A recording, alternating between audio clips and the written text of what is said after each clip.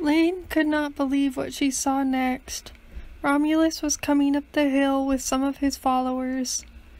She hardly recognized this Romulus at first. He was the new and improved, confident version of himself, shining with perspiration from all the hard work. The fruits of his years of labor were just beginning to burst forth. They had only parted earlier that day, but Romulus seemed a new man. Among his group traveled Dad's rancher friend Jeremiah, the one who lived next door to the farm, and who'd been at Dad's funeral, and also who cheered Romulus on after his first speech. It surprised her that his name had not changed. Jeremiah laid a comforting hand on her shoulder. "Sorry for your loss," he said. Though he did not know her in this world, he treated her like a long-lost friend, or like he knew her between worlds. "Come on, let's give them space," he said, moving the others off, away from Romulus and Lane. Lane's eyes were kind of getting screwed up as she followed Jeremiah with her eyes.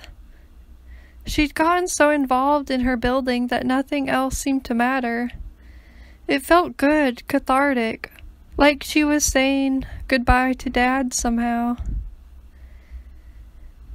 In Montana, the policeman had been called to check on Dad.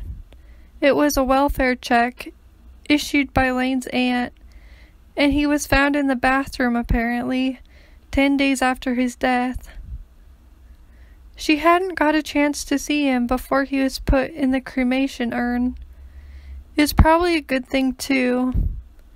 Lane thought Dad's unattended cats might have nibbled at his nose. Unlike Grandma, Dad always tried to save those kittens on the side of the road. He was kind of like those kittens full of diseases, she thought. He'd bring them in the house and name them funny names like Clam, Bob, and Chowder. It was hard to fit all of his awesome weirdness in one funeral scene, Lane thought. As she wrote her accounts on the event, he'd say, "Hibio sebio gibio," or "Pesquito quende," when he wanted to pretend he didn't understand something. It was hard to explain all his trucker weirdness. But honestly, that did not bother her anymore. Mostly now she just wanted to cut away all the dead parts inside herself. There were probably things she would never fully understand, but it was a long ways in the past now. It didn't matter how he died so much as how he lived. And there were many good things about him. How was this meant for her healing, she wondered. She was chipping away the rough bark with the adze, which felt good, kept her mind calm.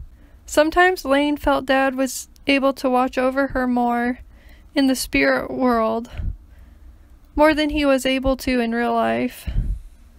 Maybe his death was some sort of sacrifice in that way, to be there for her the way he couldn't in real life. That sounded so selfish, but it gave her comfort. "You're bleeding," Romulus said, bringing Lane back to the moment. "What about Rome?" she asked. "Did you already go to where, Rome will be? Why are you back so soon?" A crusty brown rag was tied around his forehead, as if he had also been laboring. His tunic was ripped, sleeveless, and his sandals were warped from wear. He looked like the builder from The Dream. Also serene. She was pleased to see him at peace doing what he loved, toiling for the matters of his heart, even if they had yet to come into full bloom. It seemed to help her too. At a closer view, Lane realized Romulus was the same height as her. She wondered why she hadn't noticed before. They were like the yin and yang, the perfect duo. You started alone, but you don't have to finish alone, he said. He was her friend, her higher self. As they moved closer, their two shadows conjoined, like Siamese twins looking on the upturned world. Oh, and to answer your question, Rome wasn't built in a day, literally, he said. He made her laugh so much.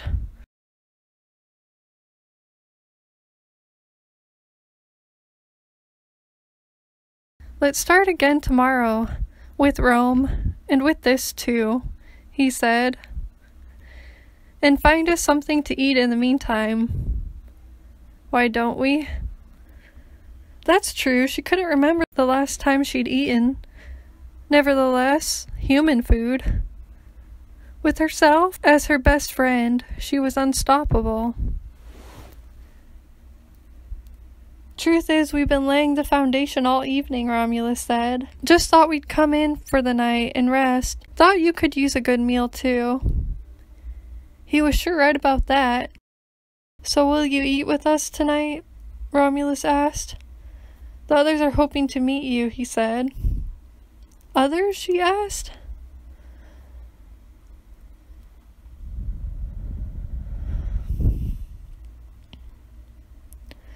Lane followed Romulus down the hill to where he had indicated. Dawn followed them and was eating some grass along the crest they walked. They were on a sort of cobblestone that turned into a dirt trail. To their left was what looked like a small fortress on a hill. A modern-day beachfront property, Lane thought. To the right on the trail, where the cobblestone ended and the sand started, there was a pile of ancient sandals. How bizarre they looked. But Lane was used to such things. They were lined up, semi-orderly. She took hers off and laid them beside the others. Halfway up the sandy crest, the sparkling sea emerged. How it sparkled, like a diamond in the rough, like a miracle just when you need it the most. The sand was almost white. Some of the builders were in the sea, laughing and splashing around, letting the waves lap up against them. No matter what age a person was, Lane thought, in the ocean, everyone became a kid again. They had some old-looking tents set up around the grassy parts. A few of the young men brought a net full of fish and dragged it up from the sea. How many followers did Romulus have? Lane wondered. He would have killed her if he'd heard her say such a thing, because they were not followers, they were fellow builders. I might have been the one to tip it over the edge, but this has been building for some time, he told her once back when they were together and she was in her sheep form. There weren't maybe 20 or so people. She didn't recognize any of them except Jeremiah, but they all seemed so nice. There were about an equal number of men and women. Some of the women were the wives of the tradesmen and artisans, and some were free, independent young women who were discriminated against in the town, called the wolf women, having come from the race known as the Sabines. They hadn't really been prized in their society, but now they had a place. Lane wondered if more people would start to join them as they continued to build. They had started a fire in the fire pit and were beginning to roast the fish on skewers. With fragrant onions and peppers, she smelt the aromas and almost crippled over with hunger. The sun was a mist of clouds as evening set in, and a cool breeze refreshed the heat that had been hanging on her shoulders like a weighted pillow. There was olives bread, rich olive oil, that the artisans had made from their own trees, and even sweet cake with apples spread out on the makeshift table. One of the women smiled at Lane and handed her a plate packed with goodies, before she'd even had a chance to eat herself. You're the one who's been working all day, Lane said.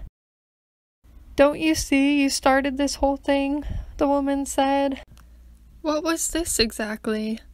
She thought about Petrarch's quote back at the Latin festival. Petrarch was said to have spurned on the Renaissance when he found the works of Cicero in an old abandoned monastery. He revived these works, booting a new era of art, literature, and what she thought of as a hopeful energy. So maybe this was, in some much smaller way, what she was doing with her ancient myths, with Romulus and Remus, and the cattle raid of Cooley, to bring new understanding, and hopefully to spur on change, and inspire other artists, creators, and visionaries.